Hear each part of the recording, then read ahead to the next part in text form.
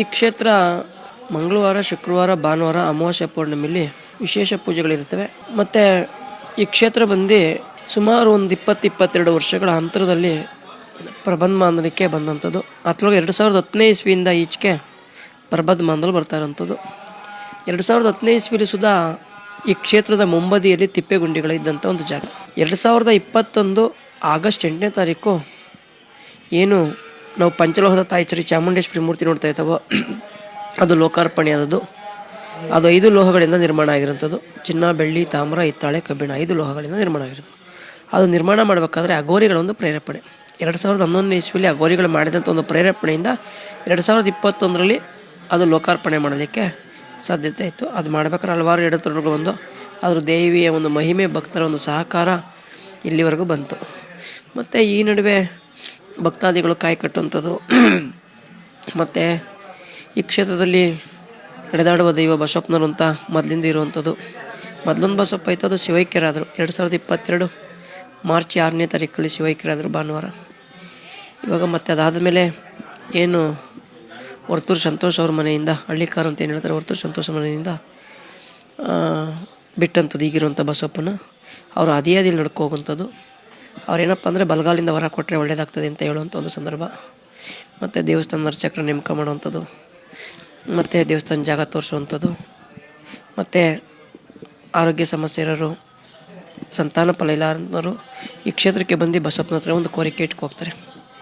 ಮತ್ತು ನಮ್ಮಲ್ಲಿ ತೀರ್ಥಸ್ಥಾನ, ನಮ್ಮ ಹಳೆ ಬಸವಪ್ಪನವರು ಇದ್ದಂಥ ಒಂದು ಗದ್ದಿಗೆಯಿಂದ ನಾವು ಮೊದಲು ಒಂದು ತೀರ್ಥಸ್ಥಾನ ಅಂತ ಮಾಡಿಸ್ತಾ ಇದ್ದೋ.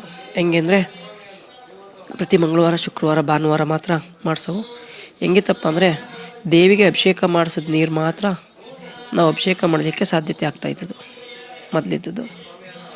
ಭಕ್ತರ ಸಂಖ್ಯೆ ಗಣನೀಯವಾಗಿ ಜಾಸ್ತಿ ಆದಮೇಲೆ ನಾವೇನು ಮಾಡೋದು, ಎಲ್ರಿಗೂ ಒಂದು ಅಭಿಷೇಕ ಮಾಡೋದು ನೀರು ಹಾಕೋಕ್ಕಾಗಲ್ಲ ಅಂದ್ಬಿಟ್ಟು ನಮ್ಮ ಮೂಲತಃ ಹಳೆ ಬಸವಪ್ಪನವ್ರು ಏನು ಗದ್ದಿಗೆ ಇತ್ತೋ ಆ ಗದ್ದಿಗೆ ಮೇಲಿದ್ದಂಥ ಒಂದು ಬಸವಪ್ಪನವರ ತದ್ರೂಪಿಯಾದಂಥ ಬಸವಪ್ಪನವ್ರು ಮಾಡಿಸಿದ್ರು ಯಾರೋ ಭಕ್ತರುಗಳು.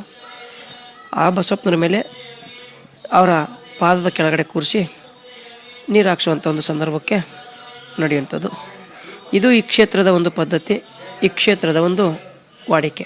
ಇಲ್ಲಿ ಏನೇ ಬಂದು ಕೇಳ್ಕೊಂಡ್ರೂ ಅವರ ಭಕ್ತಿ ಅವರಿಷ್ಟೇ, ಯಾವುದೇ ಒಂದು ಕಟ್ಟುಪಾಡಿಗಳಿಲ್ಲ, ಯಾವುದೇ ಒಂದು ನಿಬಂಧನೆಗಳಿಲ್ಲ. ಅವರಿಚ್ಛೆ, ಅವ್ರ ಖುಷಿಯಿಂದ ಅವ್ರು ಏನು ಬೇಕಾದ್ರೂ ಮಾಡ್ಕೋಗ್ಬೋದು, ಅವರಿಚ್ಛೆ ಅವ್ರ ಖುಷಿಯಿಂದ ಏನು ಬೇಕಾದ್ರೂ ನಡೆಸ್ಕೋಗ್ಬೋದು. ಮತ್ತು ಈ ಕ್ಷೇತ್ರದಲ್ಲಿ ದಾಸೋಹ ಮುಖ್ಯ.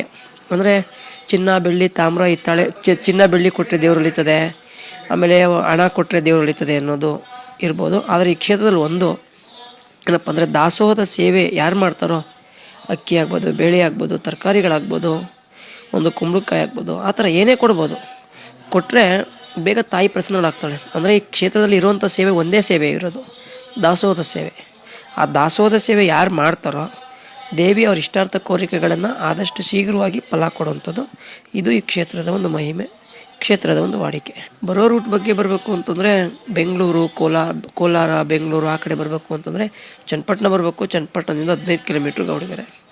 ಮತ್ತು ಮೈಸೂರು, ಚಾಮರಾಜನಗರ, ಕೊಳ್ಳೇಗಾಲ ಆ ಕಡೆಯಿಂದ ಬರಬೇಕು ಅಂತಂದರೆ ಮದ್ದೂರಿಗೆ ಬರಬೇಕು.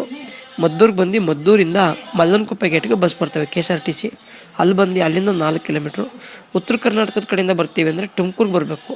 ತುಮಕೂರಿಂದ ಬಂದು ತುಮಕೂರಿಂದ ಕುಣಿಗಲ್ಲು, ಉಳಿರ್ದುರ್ಗ, ಮದ್ದೂರು, ಮಂಡ್ಯ, ಮೈಸೂರು ಗಾಡಿ ಎತ್ತಬೇಕು.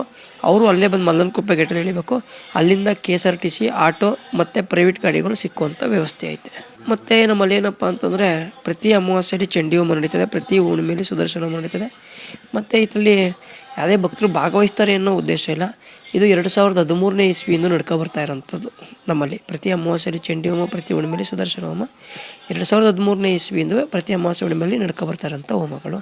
ಹತ್ತಲ್ಲ ಅವ್ರು ಇಷ್ಟ ಇದೆ ಭಾಗವಹಿಸ್ಬೇಕು ಅಂದ್ರೆ ಭಾಗವಹಿಸ್ಬೋದು, ಇಲ್ಲ ಅಂದ್ರೆ ಅವ್ರ ಖುಷಿ ಅದು.